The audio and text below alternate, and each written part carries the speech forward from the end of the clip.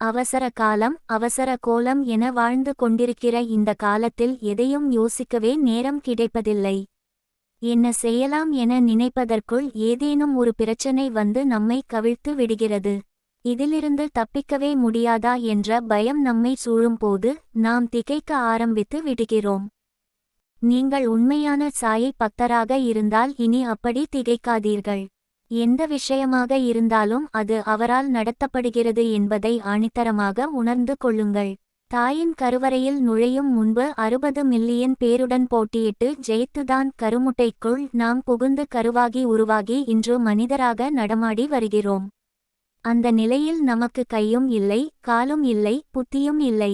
அந்த நிலையிலேயே நம்மை ஜெயிக்க வைத்த நமது சாயை இப்போது அனைத்தும் உடையவர்களாக இருக்கிறபோது நம்மை கைவிட்டு விடுவாரா என்ன? கைவிட மாட்டார்.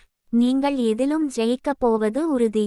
அதை உறுதி செய்து கொள்ள வேண்டுமானால் உங்கள் பிரச்சனை, பாரம் எதுவாக இருந்தாலும் அவற்றை யோசிக்காமல் அவர் மீது வைத்துவிட்டு நிம்மதியாக மன அமைதியுடன் இருங்கள். சாயி எப்படி உங்களை ஜெயிக்க வைக்கிறார் என்பதை மட்டும் பாருங்கள். சாயை பணிக அனைத்து நலமும் விளையும்.